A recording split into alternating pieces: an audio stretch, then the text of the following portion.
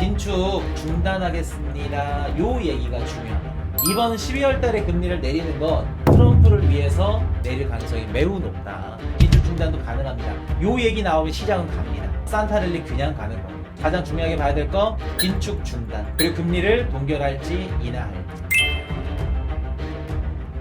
미국 11월달 소매 판매 지표 전월 대비 0.7% 증가, 예상치 상회했다. 자, 이렇게 보시면은 미국의 11월달 소매 판매 굉장히 좋게 나왔습니다. 지금 미국 4분기 당연히 소비가 좋을 수밖에 없다는 거 미리들 알고 계시죠? 미국의 소비는 굉장히 좋다. 그래서 0.7% 요거는 미국의 GDP가 올라가는 데 있어서 영향을 주겠구나. 산업 생산은 전월 대비 0.1% 빠졌네요. 3개월 연속 감소라고 합니다. 지금 미국 경제의 특징은 뭐냐면 제조업이 어떻게 되고 있다? 죽고 서비스업이 미친 듯이 성장하죠. 미국의 GDP를 봤을 때 제조업이 한 30, 그리고 서비스업이 한 70% 이렇게 보시면 됩니다. 그렇기 때문에 미국의 제조업이 꺾였다, 산업 생산이 꺾였다, 야 미국 경제가 안 좋네, 경기 침체네 라고 보시면 안 돼요. 서비스업을 보셔야 된다는 거. 30%를 차지하고 있는 제조업이 좋지 않다. 물론 이거는 뭐 좋은 시그널은 아니죠. 근데 제조업 같은 경우에는 아마도 트럼프 정부가 들어서면 그때부터는 제조업이 다시 활발하게 또 회복될 걸로 봅니다. 대신 서비스업이 살짝 줄어들 수는 있겠죠. 소비가 줄어들 수는 있겠죠. 그래서 제조업이 살짝 올라가긴 할 거다. 자, 그리고 미국의 제조업, 산업 생산 안 좋게 나올 수밖에 없는 이유가 뭘까요? 여러분들, 일단은 소매 판매, 서비스업 좋게 나왔죠? 소비 판매가 좋게 나왔으면 이번에 소매 판매 지표에 어떤 부분이 좋았냐면 자동차 판매가 높게 나왔습니다. 뭐 렌트비나 자동차 판매나,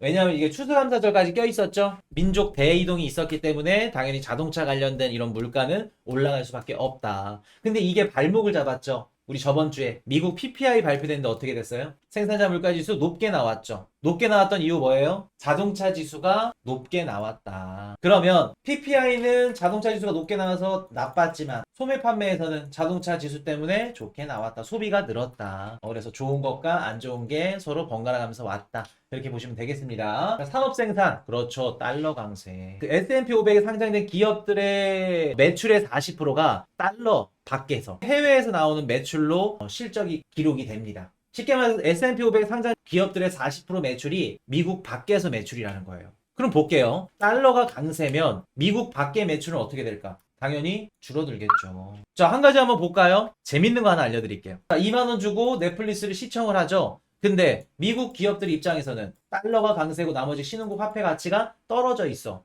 그럼 얘네들 매출은 어떻게 될까요? 달러가 세니까 원화 가치가 떨어지고, 예전에는 원화 가치가 셀 때는 2만 원 그대로 받았다 그러면 지금은 2만 원이 18,000원, 17,000원이 됐겠죠. 그러면 수출하는 기업이나 미국 밖에서 매출을 발생하는 이런 미국 기업들은 어떻다? 당연히 실적이 나쁠 수밖에 없겠죠. 달러 강세가 무조건적으로 미국에 있는 기업들한테 좋지는 않다. 미국에서 수출을 하는 기업들이나 아니면 뭐 예를 들어서 뭐 테슬라의 중국 매출이 뭐 50%야. 그러면 당연히 달러 강세가 안 좋죠, 테슬라한테는. 그렇기 때문에 미국의 제조업 지표, 뭐 산업 생산 얘네들이 안 좋은 이유는 달러 강세도 있다. 그렇게 보시면 됩니다. 그래서 달러가 강세면 미국에 있는 수출 기업들이 좋지 않다. 우리 한국도 마찬가지죠. 한국산 제품을 수출해야 되는데 반도체, 자동차를 원화 가치가 세. 그럼 수출량이 줄어들겠죠. 다른 국가들 뭐 일본과 아니면 수출 기업들과 경쟁을 붙기 때문에 그렇게 보시면 됩니다. 그래서 미국의 제조업이나 산업 생산은 좋지 않다는 거. 그 이유는 달러 강세 그리고 해외 성장이 둔화됐기 때문이다. 미국 12월 주택시장 지수 전월 대비 같은 46. 회복세 지속한다. 그래서 주택시장은 살짝 회복하고 있죠. 10년물 국채금리가 살짝 떨어졌다 올라갔다 하기 때문에 살짝, 그리고 이게 어떻게 보면 좀 트럼프 기대심리, 트럼프 트레이드가 미국의 주택시장에도 어느 정도 반영이 됐다. 그래서 이런 것들로 보시면 될 것 같아요. 자, 닉 티베라우스 파월 고민 깊어 25bp 인하우 속도 늦춰야. 이제 오늘 새벽이죠. 19일날 일본의 금리 인상도 발표가 되고 내일 아침이겠죠, 그 일본은. 그리고 오늘 새벽 미국의 FOMC 금리를 내릴지 동결할지 요거 한번 말씀드려볼게요.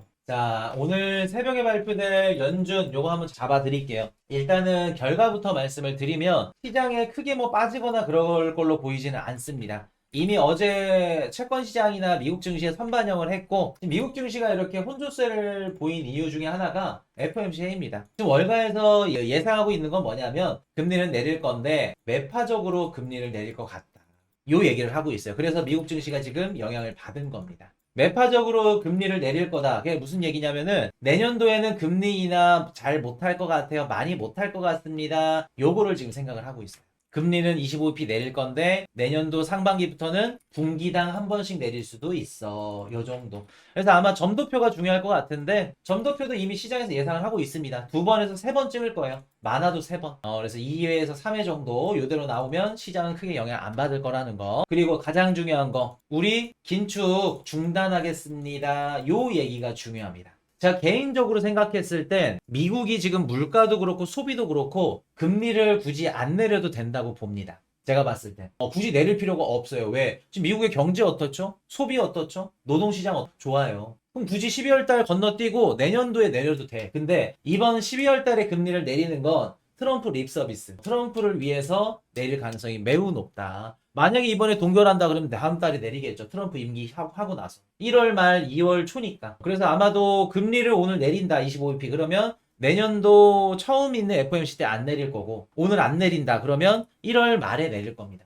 근데 오늘 저는 안 내리는 것도 좋다고 봐요. 만약에 오늘 금리 동결하잖아요, 여러분들. 시장은 살짝 빠질 겁니다. 금리가 동결되면은 오늘 빠질 거예요. 시장이 겁을 먹고. 그리고 나서 다시 반등할 겁니다. 저는 이 시나리오가 오히려 좋다고 봅니다. 괜히 막 지금부터 막 활활 타올라가지고 계속 가는 것보다 차라리 이렇게 가고 다음 FOMC 때 금리 한 차례 내려서 시장이 긍정적으로 받아들인다? 전 그것도 나쁘지 않다고 봐요.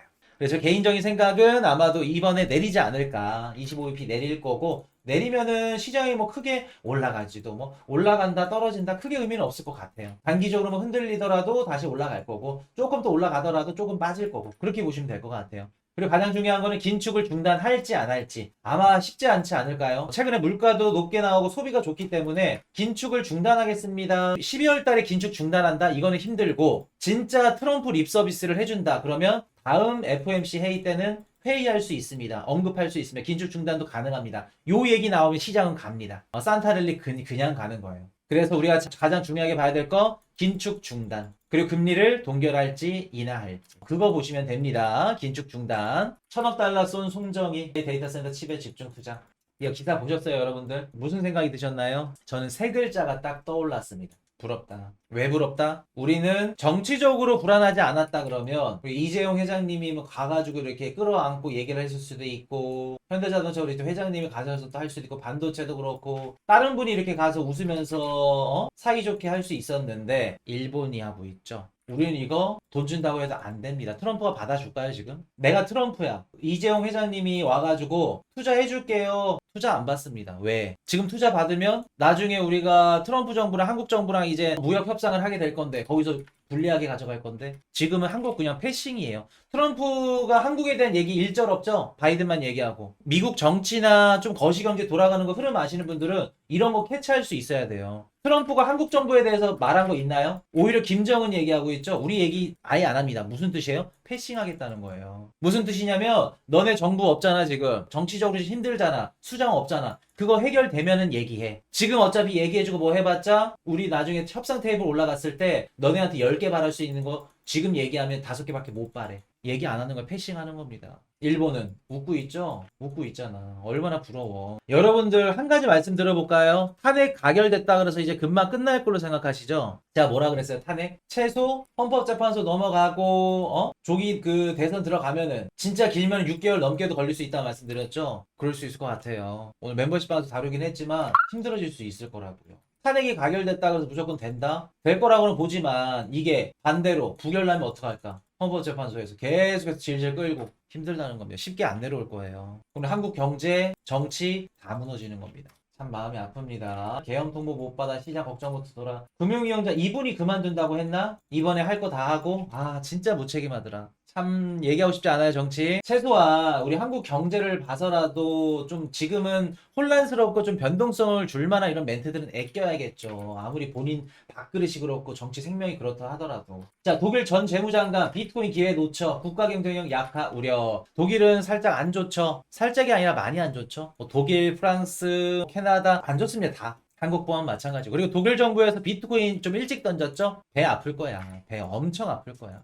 그래서 독일도 지금 굉장히 힘들다는 거. 독일, 프랑스보다 경제 성장률, GDP 성장률이 러시아가 더 높습니다. 그거 보시면 이제 끝나는 거죠. 자, 코인베이스 WBTC 상장 폐지 중단 소송의 대응, 절친성 개입 리스크 용납 불가. WBTC 뭐 상장 폐지 관련해가지고 지금 뭐 SEC랑 또 투닥거리고 있죠. 근데 여기에 절친성이 또 들어갑니다. 이번에 트럼프 디파이 프로젝트에 절친성이 뭐 3천만 달러인가 5천만 달러 넣었죠. 그래서 절친선이 뭐 미국이랑 같이 간다라고 오해하신 분들도 계실 건데 투자자 중에 하나예요. 돈으로 돈 먹고 끝난다고요. 무조건 투자했다 그래서 얘네들이 뭐 트럼프 쪽에 붙든다, 절친선이 잘 나간다, 트론이 잘 나간다 그렇게 판단하시면 안 돼요. 오산입니다. 우리가 언제나 짜우장펑, 절친선 얘네들은 별개로 보셔야 돼요. 중국으로 보셔야 됩니다. 그래서 제가 트론이나 바이낸스나 이런 것들을 뷰에 대해서 조금 좋지 않게 드리고 있죠. 이건 어차피 언젠가 부딪힐 수밖에 없어요. 절신선도 그렇고. 이해되셨죠? 바이낸스 짜오장펑도 그렇고. 그래서 우리는 그냥 돈만 되면은 그것만 딱 먹고 정리하는 겁니다. 자, 지난 10년간 크리스마스 전 비트코인이 상승했고 알트코인은 크리스마스 후에 여러분들 지금 산타랠리 기대 많이 하시잖아. 25일 이후부터는 내년 1월부터는 알트코인이 주도할 것 같은데요. 어떻게 생각하세요, 여러분들? 우리 저번 시간에 배웠죠? 어떤 분석 기관 단체가 올해는 암호화폐 시장의 꽃이 비트코인이었다면 내년도 25년도는 이더리움이 될 거다. 이더리움이 올라간다는 건 무슨 뜻이에요? 우리가 갖고 있는 알트코인도 미친 듯이 올라갈 가능성이 높겠구나. 크리스마스 이후에 알트코인 시장 기대해 봅니다. 자, 전날 이더리움 현물 ETF에 2천억 원 순유입 17거래일 연속. 자, 계속해서 들어옵니다. 누가 살까요? 월가 헤지펀드가 살 가능성이 매우 높겠죠. 자, 미국 비트코인 ETF 운용자산 규모 금펀드를 추월했다고 합니다. 자, 보이시죠? 금펀드. 자, 그럼 볼게요. 블랙록이나 피델리티나 ETF 판매사 입장에서는 앞으로 어떤 상품을 주력으로 내세워야 될까요? 비트코인을 주력 상품으로 내세워야겠죠. 금보다. 그래서 비트코인 관련해서 막 영상 막 띄우고 홍보하고 난리 났죠. 블랙록. 얘네들 비트코인이 잘 되고 잘 나가야 블랙록의 ETF 시장에 있어서 영향력, 순위, 목숨 받쳐지는 겁니다. 이해되셨죠? 그렇기 때문에 비트코인은 무조건 갈 수밖에 없다. 그리고 나머지 뭐 이더리움 다음으로 알트코인 시장들 얘네들이 가져갈 가능성이 매우 높다. 아마 25년도 제가 예상 한번 해볼까요? 어떤 상품들 나올 건지. 우리 주식 투자하시는 분들 뮤추얼 펀드 아시죠? 좋아하는 것들 막 다 모아놓은 거. ETF 상품들 대표적으로 이런 애들 나올 겁니다. 블랙록이 만든 비트 이더 상품. 근데 비트코인 60, 이더리움 40, 뭐 이런 식으로. 아니면 메이저 밈코인들 모아놓고 밈코인 ETF. 요거는 살짝 나오긴 힘들겠다. 지금 당장은. 나중엔 나올 가능성 높아요. 나오더라도 블랙록이 안 하고 뭐 좀 나머지 좀 뭐랄까 캐시우드 누님이나 이런 분들이 좀 하겠지. 위험성 높은 거. 대신 수익은 좋고. 여러분들이 입맛에 맞게 좀 좋아하는 것들, 인기 많은 것들 쫙 모아놓은 ETF 상품으로. 그래서 이런 상품들까지 시장이 커진다 그러면 여러분들의 암호화폐 시장은 정말 많이 커질 겁니다. 앞으로 ETF 시장 커질 거라는 거. 자, 미국 오하이오주 하원의원 비트코인 전략자산 비축 법안을 발의했다. 뭐 이런 것들은 일단 미국이 전략자산으로 비트코인을 채택한다? 이거는 당장 나오기는 힘들어요. 당장 나오기는 힘들다. 왜냐면 요거는 좀 회의 상원 하원도 다 거쳐야 되고, 물론 이번에 트럼프 얘네 공화당이 상원 하원 다 먹었죠. 다 먹었더라도 그래도 내부적으로 좀 반발이 있을 겁니다. 그래서 전략자산을 또 쓰는 게 쉽지만은 않아요. 물론 나중에는 전 된다고는 보는데 지금 당장은 쉽지 않다. 왜냐면 전략자산으로 하려면 미국 정부의 세금으로 사야 됩니다. 비트코인은. 근데 세금이 어디서 날 건지, 관세를 얼마나 올려서 그 돈으로 살 건지 이런 부분들이 다 해결이 돼야 되기 때문에 쉽지는 않을 거다. 근데 나중에 언젠가는 들어갈 가능성이 매우 높죠. 비트와이즈 유럽내 솔라나 스테이킹 ETP7C 솔라나 얘기 슬슬 이제 올라오기 시작하죠. 솔라나 못 올라간 거 괜찮습니다. 걱정 안 하셔도 돼요. 솔라나 지금 주춤하는 거 당연히 이더리움 가격 올라가니까 주춤하는 거다. 솔라나도 다시 올라간다. 걱정 안 하셔도 된다는 거. 자, 애널리스트 내년 암호화폐 ETF 붐 예상 비트코인 똑같은 얘기 하네요. 이더리움 콤보 ETF, 에릭 발추나스. 아까 제가 말씀드렸던 그런 콤보 뮤추얼 펀드 상품들. 자, 트럼프 행정부 이더리움 현물 ETF 스테이킹 허용 가능성 그대로 나오죠. 이더리움 현물 ETF 승인됐을 때 하반기에 이더리움 가격 이것 때문에 올라갈 겁니다. 두세 가지 말씀드렸었죠. 그 중에 한 가지가 뭐였어요? 이더리움 스테이킹이 가능한 현물 ETF 허용 가능성. 귀신같이 나왔죠, 이거. 이더리움 가격 전고점 돌파하니까 이런 얘기 나오죠. 이게 안 돼도 이더리움 가격은 올라갑니다. 걱정하지 마세요. 오히려 안 되는 게 더 나아. 막 문서하고 막 기대감 때문에 미친 듯이 올라가. 그래도 돼요. 되면은 더 좋고 여름몰이가 될 가능성이 높다는 거. 비트코인 ETF 플로우 테이블 한번 불러드릴게요. 7억 달러 유입됐네요. 너무 많이 들어와서 좋습니다. 자, 그리고 이더리움도 잘 들어오네요. 좋습니다. 비트위더 ETF 유입 좋다는 거. 자, 오늘 새벽 연준 금리 결정이 아까 말씀드린 대로 25bp 낮출 가능성 높다는 거. 그 긴축 중단할지 안 할지 그거 한번 보셔야 됩니다. 일본 금리 결정 동결될 가능성 매우 높습니다. 매우 높다는 거. 이전부터 말씀드렸죠. 동결될 가능성은 높지만 가저 총리가 뭐라 할 거다? 매파적으로 동결할 겁니다. 우리 다음 분기에 금리 올릴 수 있어요. 최근에 도쿄 CPI 높게 나왔죠. 물가 높게 나왔으니까 우리 금리 언제든지 올릴 수 있습니다. 시장에 겁은 줄 거예요. 그러나 동결될 가능성이 높다. 미국 GDP 발표되고 좋게 발표될 겁니다. PCE 지표 괜찮을 거고 12월 25일까지 중요한 거는 없습니다.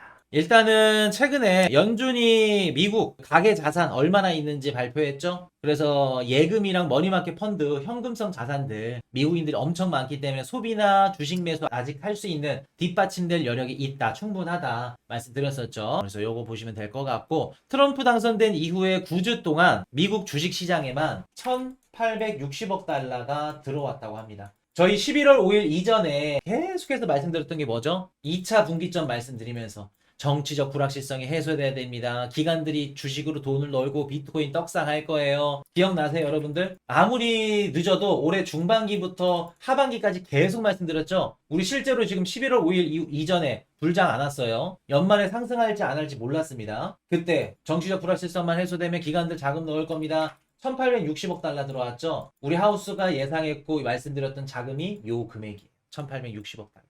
그렇게 보시면 됩니다. 1860억 달러. 요게 지금 계속 들어오고 있다는 거. 그리고 지금 단기적으로 봤을 때 우리 미국 증시 좀 성향이 어떠냐면은 빅테크 얘네들이 좀 많이 가요. 테슬라 얘네들. 그리고 경기 순환주, 소형주 얘네들이 자금이 좀 빠지고 있습니다. 빠지면서 빅테크 쪽으로 가요. 이걸 뭐를 의미하냐면 내년도 금리 인하 힘들겠네. 금리를 낮추면서 경기가 막 순환하고 좋고 막 소형주들 얘네들이 쭉 올라가야 되는데 그거 기대감이 사라졌죠. 지금 낮아졌죠. 왜? 내년도 연준 금리 인하 잘 못할 것 같은데? 그러면 이때는 펀더멘탈이 조금 더 좋고 시장을 이끌어가는 빅테크 쪽으로 자금이 몰릴 수밖에 없겠죠. 그래서 지금은 경기 순환주나 소형주에서는 자금이 좀 빠져나가고 있다. 그렇게 보시면 됩니다. 요게 우리가 어떻게 보면 또 밈코인들이나 좀 알트코인들이 계속해서 조정을 받고 있다. 상응하는 좀 뭐라 그럴까? 상황이라 볼 수 있겠죠. 실제로 미국 증시도 지금 다우 빠지고 있고 우리 알트도 지금 빠지고 있죠. 물론 우리 알트는 이제 비트코인에 유입이 돼서 빠지는 게 더 많지만 그 영향이지만 이것도 무시를 못하겠죠.